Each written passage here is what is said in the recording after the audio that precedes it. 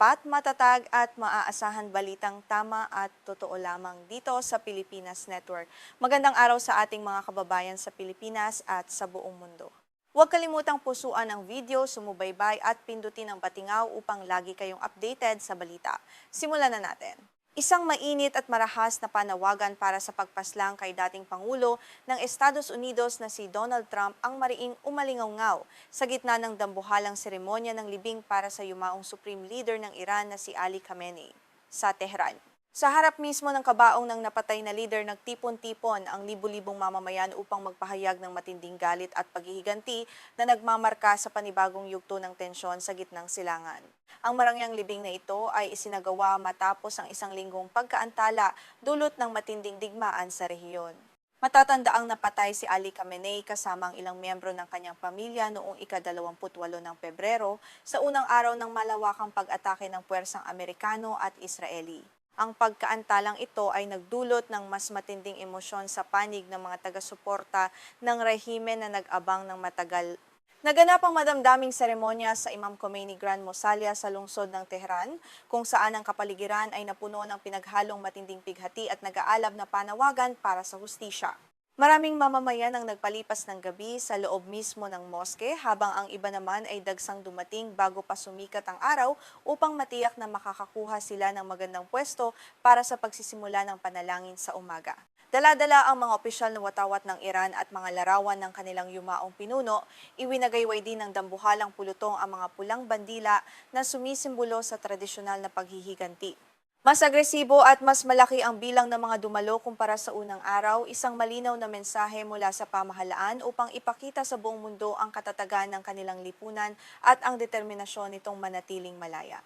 Sa mismong entablado kung saan nakalagay ang mga labi, bago magsimula ang formal na panalangin, binigkas ng kilalang Makata na si Muhammad Rasuli ang isang tula na hayagang nag-atas ng responsibilidad sa pagpatay kay Trump bilang tungkulin ng bansa. Ayon sa kanya, isang kahihiyan kung hindi mapaparusahan ang taong pumatay sa kanilang leader. Ang binitiwang pahayag na ito ay sinalubong ng malalakas na hiyawan at pagsang-ayon. Bilang tugon sa mga batikos mula sa kanluran, ipinahayag naman ni Khalil Sheikh-Holami, ang embahador ng Iran sa Armenia, na bagaman kaya nilang pumatay ng tao, kailanman ay hindi nila mapapatay ang mga ideal na iniwan nito. Inahalin tulad niya si Khamenei sa isang bote ng pabango na binasag, kung saan ang bango nito ay mas lalong kumalat sa buong mundo. Binalaan din niya ang mga kaaway na wala silang tunay na dangal at kasaysayan. Pinagtibay naman ni Mohammed Bagher Zolgadar, ang kalihim ng Pambansang Konseho ng Seguridad, ang damdamin ng mga mamamayan. Ayon sa kanya, dalawang pangunahing hiyaw ang namamayani sa huling pagpapasalamat sa kanilang leader, ang patuloy na paglaban sa mga kaaway at ang mabilis na paghihiganti para sa dugo ng kanilang pinaslang na pinuno, na nagpapakita na hindi susuko ang buong bansa sa kabila ng matinding pag-atake sa kanila. Ang pangunahing panalangin sa libing ay pinangunahan ng 77 taong gulang na kleriko na si Ayatollah Jafar Sobhani mula sa Qom. Ang seremonya ay hindi lamang para kay Khamenei, kundi para rin sa 3 miyembro ng kanyang pamilya, kabilang ang kanyang menor de edad na apo na si Zahra Mohammadi Golpaygani, na 14 na buwang gulang pa lamang, at ang kanyang yumaong daughter-in-law na si Zahra Haddad Adel. Ang maliit na kabaong ng 14 na buwang gulang na apo ng Supreme Leader ang naging pinakamalungkot at pinakamabagbag damdaming tanawin sa buong seremonya. Ito ang nagsilbing buhay na patunay para sa mga dumalo ng kalupitan ng nagdaang pag-atake. Ang imaheng ito ay lalong nagpaalab sa galit ng mga mamamayan laban sa koalisyon ng Amerika at Israel na naglunsad ng mga pambobomba sa kanilang mga sibilyang teritoryo. Sa kabila ng dambuhalang pagtitipon ng mga mamamayan, kapansin-pansin ang kawalan sa paningin ng publiko ng bagong Supreme Leader ng Iran na si Mojtaba Khamenei. Habang ang kanyang 3 kapatid na sina Mustafa, Masoud at Meysam ay magkakasamang nakatayo sa tabi ng kabaong ng kanilang ama upang tanggapin ang pakikiramay ng madla, si Mojtaba ay nanatiling nakatago sa isang ligtas na lokasyon at hindi nagpakita sa seremonya. Itinalaga bilang bagong Supreme Leader 10 araw matapos ang pagkamatay ng kanyang ama, si Mojtaba ay hindi pa nakikita sa publiko o nakakapag-record man lang ng anumang mensaheng audio sa loob ng nakalipas na 3 buwan. Hindi rin siya nakadalo sa libing ng kanyang sariling asawa noong nakaraang Huwebes na nagdulot ng iba't ibang haka-haka sa bansa hinggil sa tunay na kalagayan ng kanyang kalusugan at seguridad. Ang kawalan ni Moitaba ay lalong naging misteryoso dahil ang kanyang mga kapatid ay hayagang nagpakita sa harap ng media at ng libu-libong mga deboto.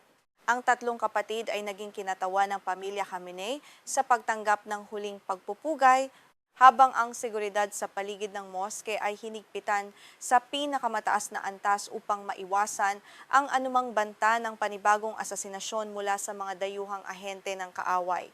Dumalo rin sa seremonya ang halos lahat ng matataas na opisyal ng pamahalaan ng Iran, kabilang ang mga pinuno ng militar at hudikatura. Kabilang sa mga nakita sa harap ng madla ay sina Esmail Kaani ng Quds Force at Ahmad Vahidi ng IRGC. Ang kanilang presensya ay nagpapahiwatig na may hawak silang katiyakan na ang kasunduang tigil putukan sa Estados Unidos ay nagbabawal sa anumang pag-atake sa oras ng libing ng lider. Ang matinding pag-iingat para sa kaligtasan ni Moitaba ay may sapat na dahilan, lalo na't inilarawan ng ilang Amerikanong komentarista tulad ni Laura Loomer na malapit kay Trump ang libing bilang isang target na madaling atakihin ng militar. Ayon naman sa konserbatibong komentarista na si Mark Levin, ang hindi pag-atake sa libing ay isang nasayang na pagkakataon na nagpapakita ng panganib na patuloy na nagbabanta sa bansa. Bagaman inamin ng mga opisyal na nasugatan si Moitaba sa unang araw ng pag-atake, tiniyak nila sa publiko na wala siyang permanenteng pinsala sa mukha o pagkaputol ng bahagi ng katawan. Sa labas ng moske, ang mga kalsada ay napuno ng mga larawan ni Mujtaba kasama ang kanyang ama, habang ang mga kleriko ay namahagi ng mga aklat ng kanyang mga talumpati upang patatagin ang kanyang pamumuno sa puso ng mga mamamayan doon.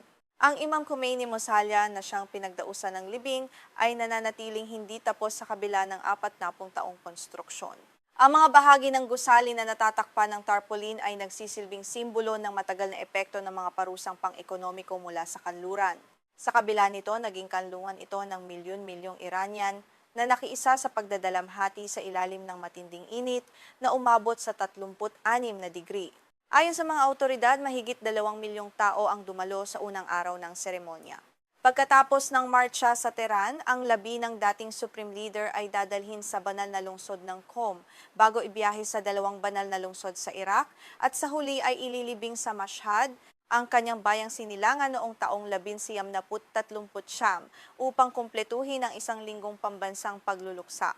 Nagpahayag naman ng pagdududa si Donald Trump sa emosyon ng mga mamamayan na tinawag niyang mga pekeng luha, ngunit para sa mga dumalo, ang kanilang pighati ay tunay at galing sa puso.